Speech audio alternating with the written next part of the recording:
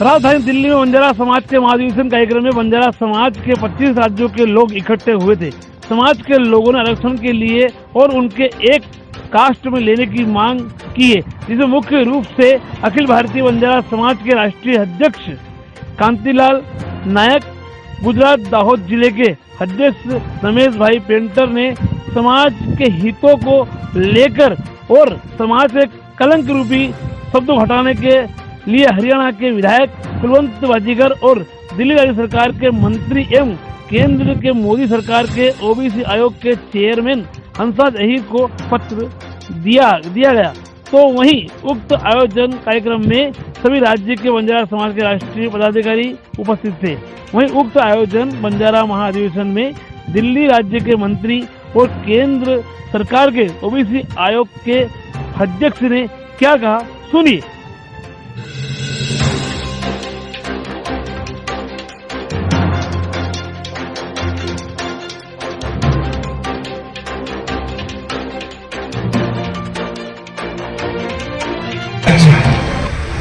बंजारा समाज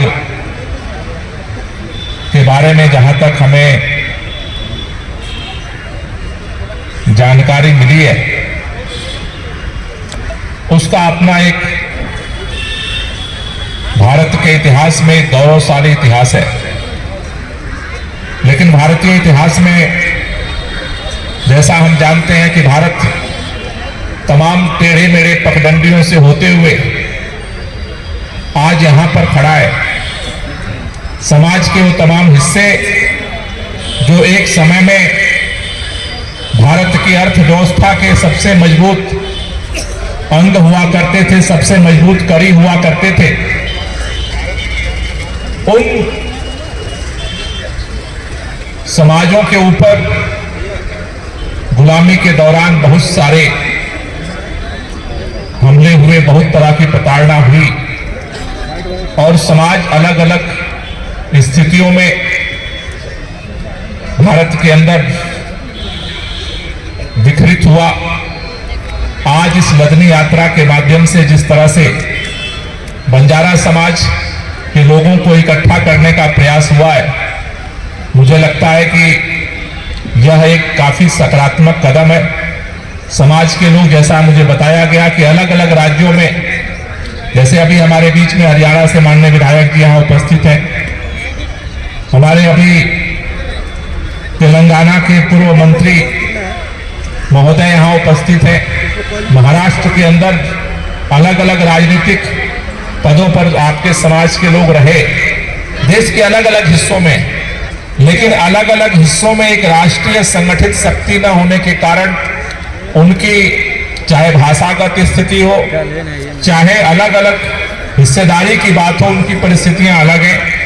मुझे लगता है खास तौर से मैं इस पूरे यात्रा के आयोजकों को और पूरे बंजारा समाज को संचालित करने वाले, आज के इस महाधिवेशन को आयोजित करने वाले सभी आयोजकों को तहे दिल से बधाई देना चाहता हूं कि समाज को एकत्रित करने के लिए उन्होंने एक बीड़ा उठाया है।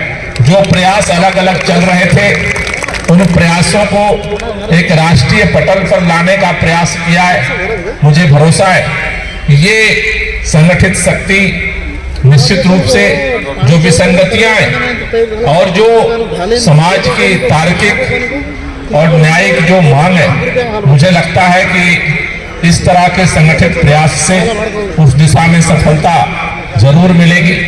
हम सब लोगों की शुभकामनाएं आपके साथ है। दिल्ली सरकार के लिए जो कुछ भी सहयोग हो सकता है, आपके समाज के लिए सरकार हर समय तत्पर है। हम सब लोग मिल करके, सुभाष जी ने हमसे कई बार इस संदर्भ में बात की थी और मैंने कहा था कि सरकार के स्तर पे जो हमसे हो सकता है हम करेंगे और पूरे समाज के इस प्रयास में हम समर्थन देने के लिए आपके बीच में हम हाजिर होंगे।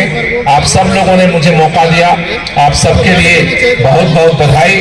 और समाज के प्रधान जी को मैं तहे दिल से खास तौर से धन्यवाद करना चाहता हूँ कि जो सिलसिला शुरू हुआ है, इस सिलसिला को आगे जारी रखें। परिस्थितियां विपरीत होगी लेकिन मुझे लगता है कि आसान परिस्थितियों से समाज को कभी न मिला है कुछ न मिलेगा।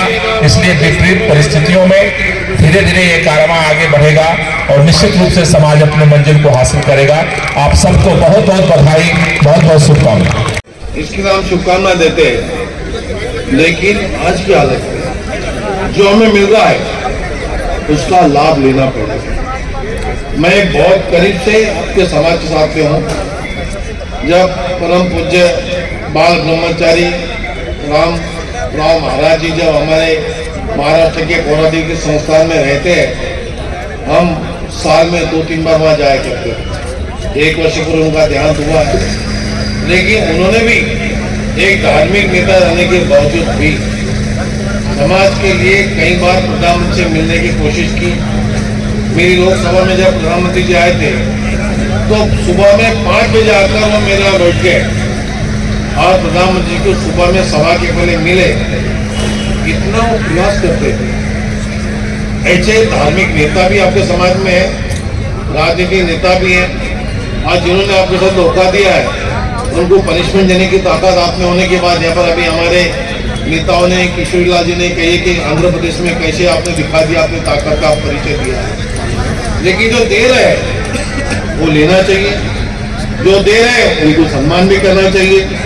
मैं समझता हूँ, मैं 4 बार लोकसभा मेंबर रहा हूँ, लेकिन जितना मोदी जी के सरकार के कार्यकाल में पिछड़ा जाति को न्याय मिला है, जितना आदिवासी महिलाओं को न्याय मिला है, एक आदिवासी महिला को राष्ट्रपति बनाना और परम श्रद्धेय हमारे देश के जिन्होंने संविधान लिखा है, परम पूज्य भारत रत्न बाबा साहेब अम्बेडकर जी के इस हॉल के सामने हम सभा ले रहे हैं, उनके भी प्रति कितनी आस्था है देखिए आप।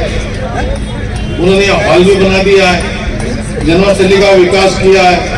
उन्होंने जो हॉल में रहते थे, जो एमपी के रूप में जो बिल्डिंग में रहते थे फ्लैट में, उस भवन का भी उन्होंने बड़ा निर्माण कर दिया।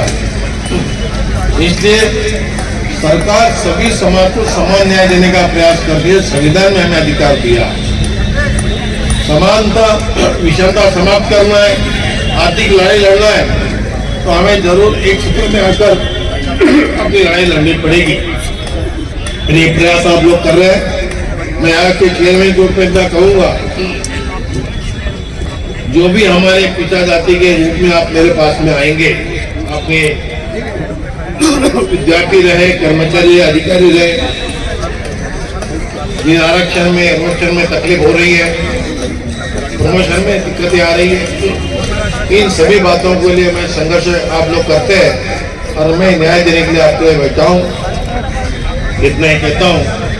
मैं समाज के सम्मेलन के लिए जो आपने प्रयास किया, इसे शुभकामना देता हूँ।